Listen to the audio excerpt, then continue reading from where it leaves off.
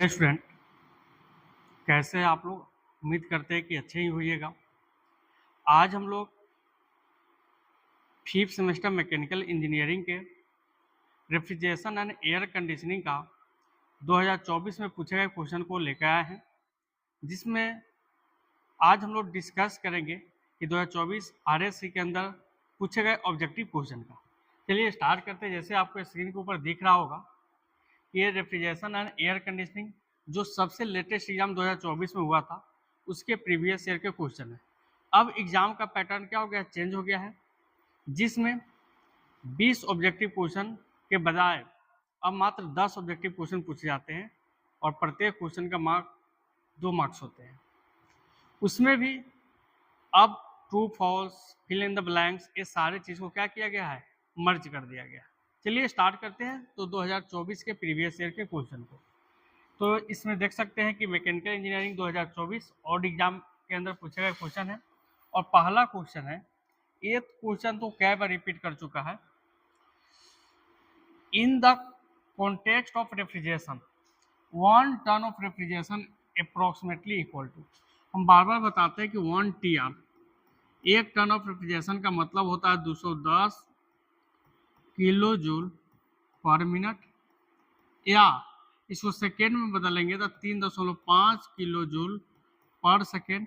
इसी kilo joule पर second को किलो वाट बोला जाता है, तो 3.5 किलो वाट इसका करेक्ट आंसर हो जाएगा।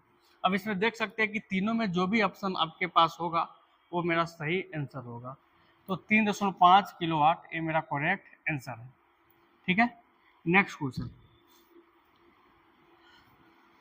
सेकेंड क्वेश्चन है 2 नंबर।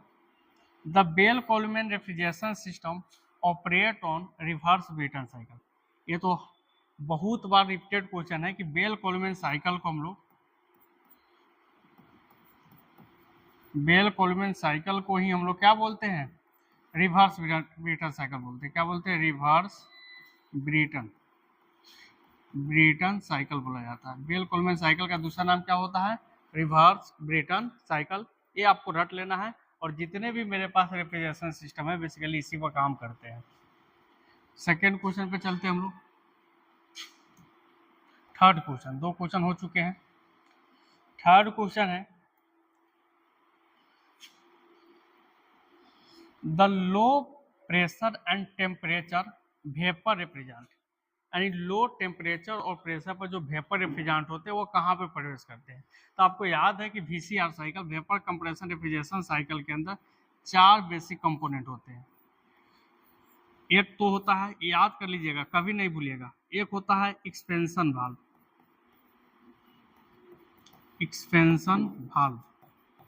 एक होता है कंडेंसर, एक होता है इवापोरेटर, और एक होता है कंप्रेसर। चारों आपस में एक पाइप से कनेक्ट होता है। देखिए कंप्रेसर जो होता है ना, प्रेशर को बढ़ा देता है, हाई प्रेशर इधर होता है यहाँ तक। एक्सपेंशन वाल्व प्रेशर को कम कर देता है, तो यहाँ से लेकर यहाँ तक प्रेशर लो होता है, लो प्रेशर एरिया होता है, ये ध्यान में रखिएगा। अब ऊपर में क्या होता है? हाई प्रेशर होता है। तो कंडेंसर में प्रेशर हाई होता है, कंप्रेसर प्रेशर को बढ़ाकर हाई करता है, फिर एक्सपेंशन वाल्व प्रेशर को कम करके लो करता है। तो लो प्रेशर पे कहाँ रहते हैं? इवापोरेटर के अंदर इंटर करते हैं, कंडेंसर में। लेकिन यहाँ पे रहता है लिक्विड, एक्सपेंशन वाल्व में जब एंट्री करता है तो लिक्विड स्टेट में रहता है रेफ्रिजरेंट। यहाँ पे लिक्विड प्लस वेपर का क्या होता है? मिक्सचर होता है। यहाँ पे वेपर होता है और यहाँ पे क्या होता है? सुपर हीटेड होता है। तो आपसे क्वेश्चन पूछा जा रहा है कि जो लो प्रेशर और टेम्परेचर पर वेपर रेफ्रिजरेंट होते हैं, तो वेपर रेफ्रिजरेंट कहाँ पे इंटर करते हैं? कंप्रेसर के अंदर। कहाँ पे इंटर करते हैं? कंप्रेसर में। तो आप देख सकते हैं आपका करेक्ट आंसर कंप्रेसर, तो कंप्रेसर मेरा करेक्ट आंसर हो जाएगा। चौथा क्वेश्चन है, the other name for Electrolux refrigeration system. देखिए इलेक्ट्रोलक्स रेफ्रिजरेशन सिस्टम को 3 फ्लूइड रेफ्रिजरेशन सिस्टम बोला जाता है, क्योंकि इसमें 3 फ्लूइड यूज होते हैं। जैसे हाइड्रोजन यूज होते हैं, वाटर यूज होते हैं और अमोनिया।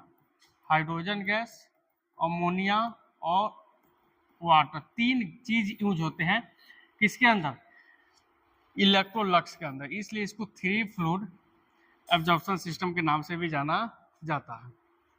ठीक है, नेक्स्ट क्वेश्चन हम लोग देखते हैं 5 नंबर। कितने नंबर क्वेश्चन देखते हैं, 5 नंबर, 5 भी देखेंगे 6 भी देखते हैं हम लोग। Which of the following statement is true for a condenser, condenser के लिए कौन सा स्टेटमेंट सही है। तो देखिए कंडेंसर एक ऐसा डिवाइस होता है जो हीट को क्या करता है, रिलीज करता है और ठंडक पहुंचाता है। तो बोला it can be air cool, हाँ कंडेंसर सम एयर कूल भी हो सकता है, वाटर कूल भी हो सकता है, छोटा सा यूनिट हो सकता है। इसको लार्ज इंस्टॉलेशन के लिए भी यूज कर सकते हैं, ऑल ऑफ एबव, सभी इसका करेक्ट आंसर है। फिर नेक्स्ट है, in refrigeration cycle heat absorption take place, refrigeration cycle के अंदर हीट को एब्जॉर्ब कहाँ किया जाता है, कंडेंसर में तो हीट को रिजेक्ट किया जाता है, इवापोरेटर के अंदर क्या किया जाता है, एब्जॉर्ब किया जाता है। तो एब्जॉर्ब पूछे तो क्या होगा, इवापोरेटर, रिजेक्ट पूछे तो कहाँ पे, कंडेंसर।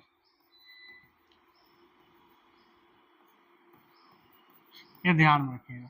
तो यहाँ पे हीट एब्जॉर्ब पूछ रहा था, कहाँ पे होगा, इवापोरेटर के अंदर, करेक्ट आंसर है, कोई दिक्कत नहीं है।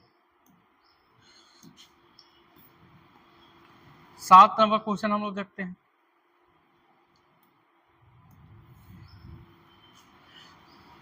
Capillary tube and expansion device using, capillary tube एक प्रकार का एक्सपेंशन डिवाइस है और इसका जनरली इस्तेमाल हम लोग एयर कंडीशनिंग में भी करते हैं, वाटर कूलर के रूप में भी कर सकते हैं, domestic refrigerator, room air conditioning सब में किया जाता है। कैपिलरी ट्यूब लगभग सारे जितने भी हमारे एयर कंडीशनिंग सिस्टम है, रूम के अंदर जो एयर कंडीशनिंग एसी लगे होते हैं, डोमेस्टिक रेफ्रिजरेटर जो गांव में घर में फ्रिज लगे होते हैं, वो सब के अंदर आते हैं। नेक्स्ट है thermostatic expansion valve are usually set for super heater, जो थर्मोस्टैटिक एक्सपेंशन वाल्व होते हैं जनरली 3 डिग्री से 7 डिग्री सेल्सियस के लिए सेट किया जाता है और इसके रेंज में मेरा क्या है, 5 डिग्री सेल्सियस मेरा करेक्ट आंसर हो जाएगा। कितना डिग्री, 5 डिग्री सेल्सियस मेरा करेक्ट आंसर हो जाएगा। 3 से 7 डिग्री के बीच जो भी रहता है मेरा करेक्ट आंसर होता है। क्वेश्चन है, cooling and dehumidification of air is done in summer air conditioning, यानी गर्मी के जो एसी होते हैं उसमें ठंडा तो किया जाता है एयर को, ह्यूमिडिफिकेशन यानी नमी को भी क्या किया जाता है, कम किया जाता है। ह्यूमिडिफिकेशन नहीं किया जाता, क्या हो जाता है, डिह्यूमिडिफिकेशन किया जाता है। तो गर्मी में किया जाता है कि ठंडी में, तो यहाँ पे पूछ रहा है कि बताइए कूलिंग और डिह्यूमिडिफिकेशन कहाँ पे किया जाता है, गर्मी के दिनों में। यह बात सही है, करेक्ट है।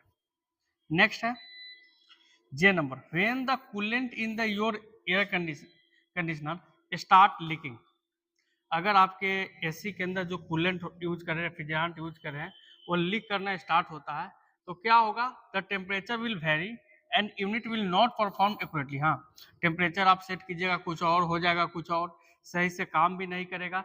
यही चीज होते हैं, अगर ये चीज अगर लीकेज हो रहे हैं तो कूलेंट यूज यानी जो कूलेंट है उसमें लीकेज है तो वह सही से काम नहीं करेंगे। इस प्रकार की आपके त्रुटि आ सकती है आपके एसी एयर कंडीशनिंग सिस्टम के अंदर। तो उम्मीद है कि अभी हम लोग 10 क्वेश्चन जो आए थे 20 मार्क्स के उसको सोल्व कर चुके हैं और उम्मीद करते हैं कि आपको अच्छे से समझ में आया होगा। एक ऐसा लेक्चर करेंगे जिसमें जितने भी 3-4 साल के अंदर न्यूमेरिकल क्वेश्चन पूछे गए हैं उसका सॉल्यूशन को देखेंगे। तब तक के लिए धन्यवाद।